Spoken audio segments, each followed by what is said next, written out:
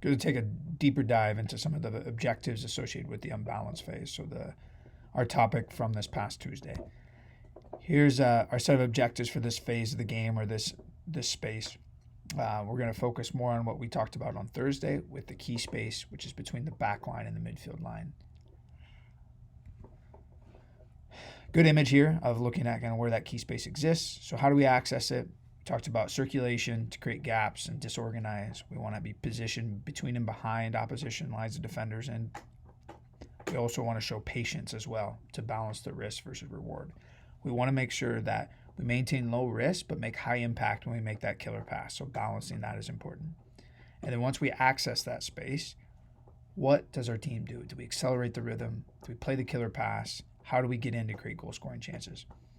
So a video from the NPSL group's game last year with Duluth. A little bit different way to access that space. So a bigger ball played into one of our front players coming back to pick it up. But once we have a player in that space running forward, the runs go faster. The acceleration to find that space is important. So watch again.